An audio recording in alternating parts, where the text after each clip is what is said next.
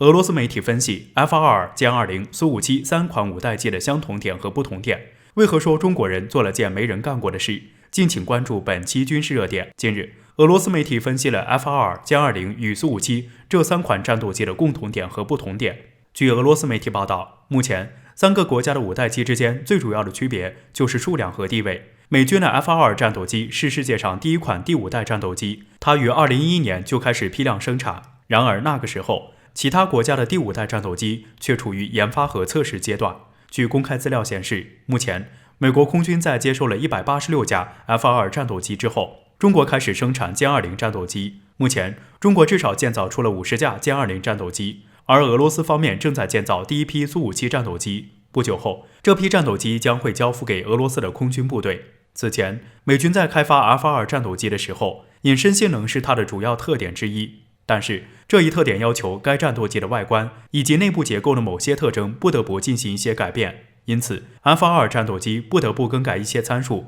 反观中国的歼20战斗机则不一样。中国的歼20战斗机虽然也有强大的隐身功能，但是这款飞机的研发过程中并没有因为需要隐身性能而去牺牲其他功能。这三款战斗机的相同点就是都具有双引擎，它们都能够进行超音速飞行，但是这三款发动机的性能却各不相同。俄罗斯的苏-57战斗机的主要要求之一是超机动性，为了解决这一问题的关键组件则是推力矢量发动机。俄罗斯的 AL41F1 和产品30发动机能够在两个平面上偏转矢量，所以说这两款发动机能够满足俄罗斯苏-57战斗机的要求。然而，美国方面认为两平面矢量控制并不重要，所以他们配备的普惠 F119PW100 发动机只具有垂直移动的扁平喷嘴。中国的歼20战斗机到目前为止还没有配备矢量发动机。但是有消息称，歼20战斗机的最新版本使用了 WS-10B3 发动机，这款发动机能够给歼20战斗机带来非常强大的操控性。然而，这三款战斗机中，只有中国人做了一件没人干过的事。目前，俄罗斯的苏-57战斗机和美国的 F-22 战斗机都装有航空机炮，唯独只有中国的歼20战斗机未配备航空机炮。所以说，五代机不装航空机炮可以说是我国首创。不过这一问题并不会影响我国歼20战斗机的火力，毕竟它能够装配霹雳系列导弹。所以说，这三款第五代战斗机各有各的优点，所以也无法过多的评论这三款战斗机孰强孰弱。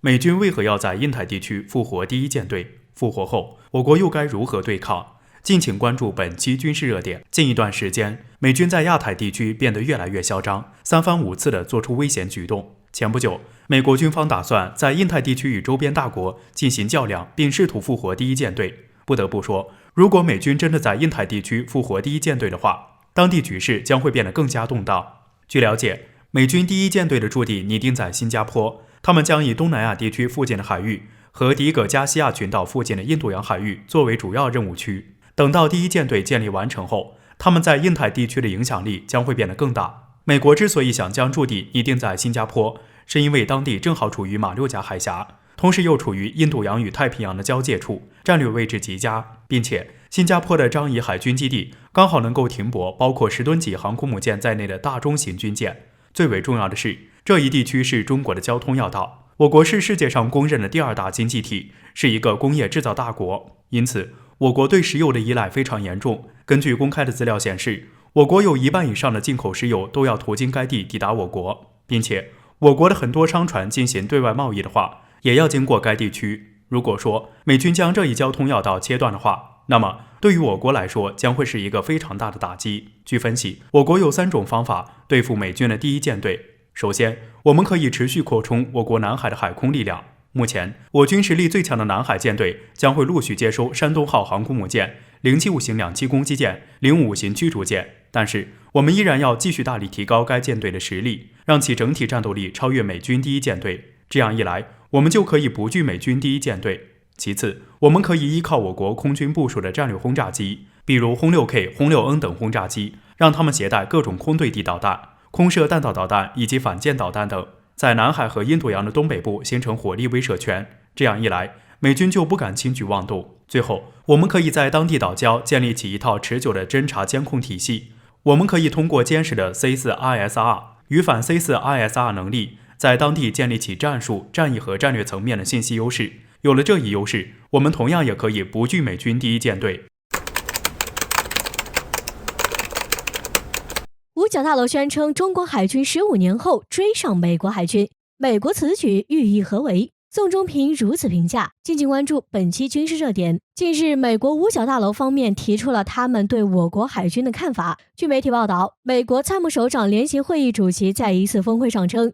中国经济强盛后投入了大量的资源用于提高自身的军事实力，并且他们试图在15年后追上美国，还以本世纪中叶在军事冲突中击败美国为目标。此前，美国五角大楼方面在一份报告中指出，中国现在拥有200多枚核弹，在未来的10年里，这一数量最少增加1倍，届时他们将接近取得从海陆空发动核武器攻击的核三位一体的能力。此外，中国现在与未来都会为美国带来重大安全挑战，由此可见，美国方面这是在肯定我国海军的发展。但是，美国如此高调宣扬我国海军的成就，是真的对我国的称赞，还是另有企图呢？显然，我国海军近几年的发展是不可否认的，但是美国方面这么做是另有企图的。我国专家认为，美国方面之所以这么做，就是为了大肆渲染中国威胁论。他们强化我国军队所带来的挑战，目的就是为了让美国海军达成他们想要的目标。为此，我国著名的军事专家宋忠平也说过，目前没有哪个国家能够挑战美国在海上的霸权，也没有哪个国家能够挑战美国海军在全球的霸权。由此可见，美国才是当今世界上最大的威胁。不仅如此，他们依旧在不停地扩张。为了保证自己的地位并完成自己的野心，不留余地的去抹黑其他国家。最为过分的是，无论我国做出什么事儿，他们都会感到威胁。前不久，我国发射嫦娥5号月球探测器，他们都宣称感到了威胁。那么，美国这么做的目的究竟是什么呢？通俗来讲，美国这一做法的最终目的，就是为了遏制中国军队的发展，渲染这种氛围，无非就是让其他国家也能够跟随美军的脚步，并且美军就能以此为借口来扩充自己的军费，更大程度上发展他们的军事实力。这样一来，美国就能稳坐世界霸主的地位了。不得不说，美国确实居心叵测。但是对于我们来说，不管美国是真的感到畏惧，还是捧杀，或是另有目的，我们都应该继续提高我们的军事力量。只有这样，我们才能像美国五角大楼方面所说的那样，2035年追上美国。所以说，我国军队发展的道路任重而道远。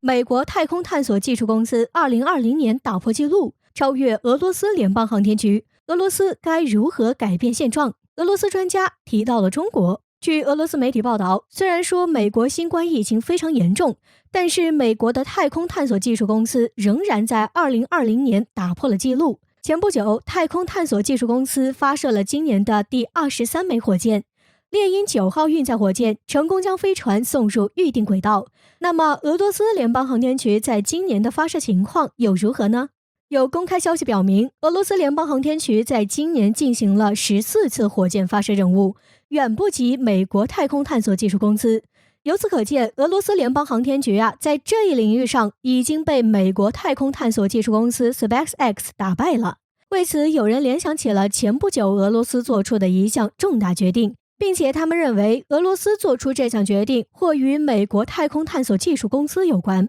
前不久，俄罗斯方面打算退出国际空间站项目。由于俄罗斯是国际空间站项目的主要发起人之一，因此不少人对俄罗斯方面的这一决定感到非常疑惑。为此，俄罗斯媒体向大众解释了俄罗斯退出国际空间站项目的原因。俄罗斯媒体称，虽然说国际空间站是几个国家联合打造的，但是维护和保养国际空间站的费用以及技术支持，基本上都是由俄罗斯和美国所承担的。在未来的几年里，俄罗斯很可能还要向国际空间站投入10到15亿卢布，这对本不富裕的俄罗斯联邦航天局来说是一笔巨款。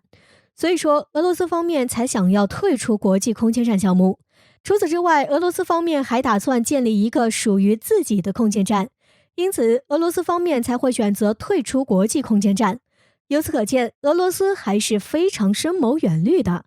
然而，很多俄罗斯人对这一说法并不买账。有些俄罗斯人认为，俄罗斯之所以退出国际空间站项目，很大一部分原因就是被美国太空探索技术公司所击垮了。毕竟2020年双方的发射数量摆在那里，最为重要的是，俄罗斯仍然在吃着老本。也有俄罗斯专家弗拉基米尔·沃金就表示，随着 SpaceX 在大力发展可重复火箭，可以预见的是，在未来很长一段时间，商业火箭的利益将被这家公司所垄断。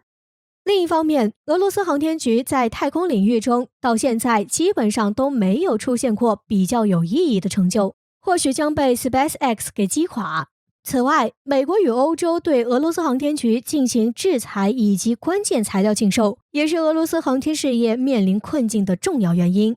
而沃金就表示，我们没有选择了，与中国合作吧，与中国一共掌握月球是个好办法，也是唯一的办法。